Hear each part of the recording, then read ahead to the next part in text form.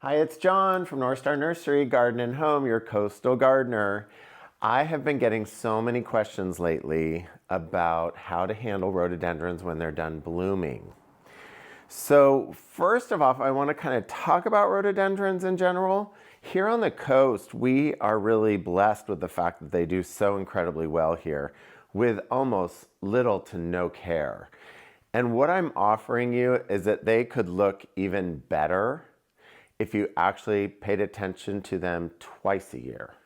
I know that might be asking a lot, but for all of you that have rhododendrons that are 8 feet high with only leaves in the structure, there's a reason behind that, and part of that comes down to when they're blooming and finish blooming, how you handle them.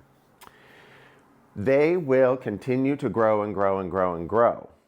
Now, as they grow and grow, they can only hold on to so many leaves. So then the leaves in the middle start dropping because maybe you're not fertilizing, which some people don't, and that's okay, but you're getting what you paid for.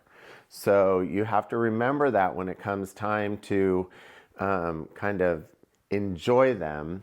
Think about enjoying them a few months after they're done blooming. First off, I want to talk about bloom removal. For the most part, all of the flowers drop off on their own. I actually brought in, this is Wine and Roses, this rhododendron, and it looks like this now. So what I did was I actually pulled another one just to show you because it was too much work to strip them on the video, sorry. And so what I did is we're pretending that all the flowers have now fallen off. Now, you can handle it a few different ways. If you handle it by cutting, that might be hard to see, cutting those bloom nodes off, then either this will branch here or it will branch lower and create another structure to actually grow your flowers on. Now, if I want to keep my rhododendrons shorter, and this is where kind of coming in twice a year is what it's all about. We can look at this same branch, and if we go down further, we see that there's another leaf set down here. If I want to keep this shorter, I'm going to actually cut this off, okay? And then what's going to happen is you're going to have a new growth node, and the flowers will be here again next year, okay? Now, that's with a rhododendron with leaves. So, and a lot of you are coming to me talking about the fact that your rhododendron is 8 feet tall with 6 inches of leaves up above. Now, I am not a rhododendron society person, so these are my processes. So if you have other processes that work for you, great. This is just what I've done here. This is an older rhododendron, as you can see. It is doing that quintessential kind of high-headed, no leaf structure down low. This we've been setting aside because we're trying to propagate some of them. And so what we would do is we would actually cut 25% of the branches on the plant halfway down. So in this instance right here, this branch, I'm going to take down to these lower nodes. There's nodes just like there are on roses, and you can kind of see them and almost feel them. So what I'm going to do is I'm going to prune to an outside node, and I'm going to do that on 25% of the plant. So when I'm done, it may look a little sparse, but we're trying to build that new lower structure.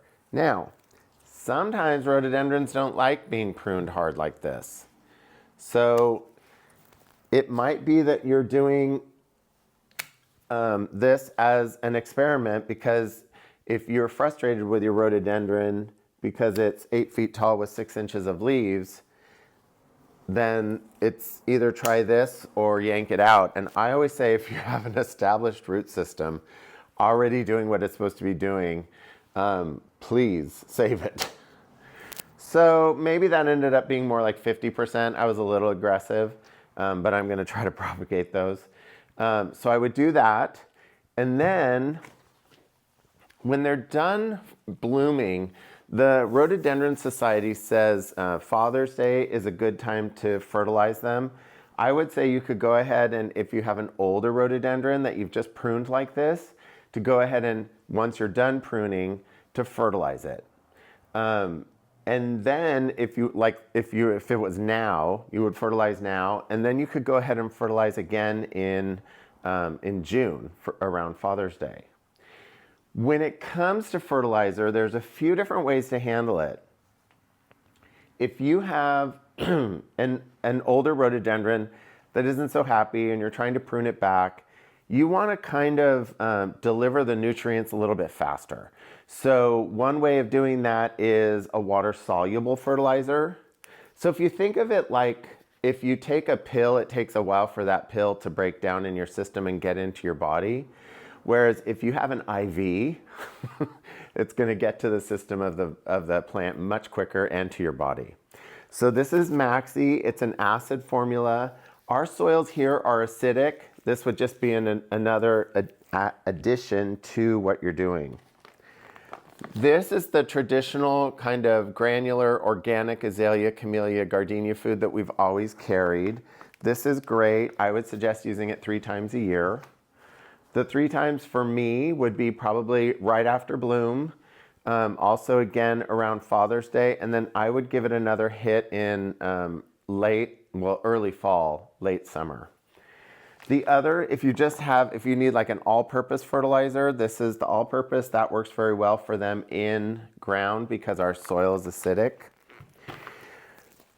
Pest management.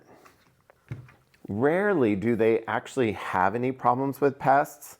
Sometimes what they'll have is scale. Very rarely, aphids don't usually bother them that much.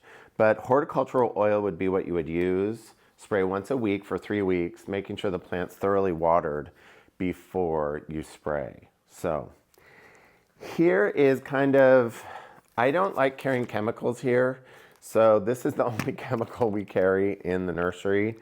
This is a product that is a systemic fungicide. So if you have a rhododendron that is starting to fail, which they sometimes do in later years, and failing being the leaves are hanging weird, try not to wait until they're all hanging. Try to look at it and see and determine. If you're not sure, take pictures, email us. But this is actually mixed into water and then watered into the system of the soil. So it takes it up into the system of the leaves, and then that starts to work on that fungal issue, which is usually Phytophthora. So there are some things to be done. I don't think it needs to be a big to-do. The only other thing I would say is in the fall, you might look at doing any cleanup on them, removing old ugly leaves, definitely removing any debris around the base that's old flowers or leaves that have dropped, because that perpetuates disease. Well, I hope you're having a great day, and we look forward to seeing you in the nursery.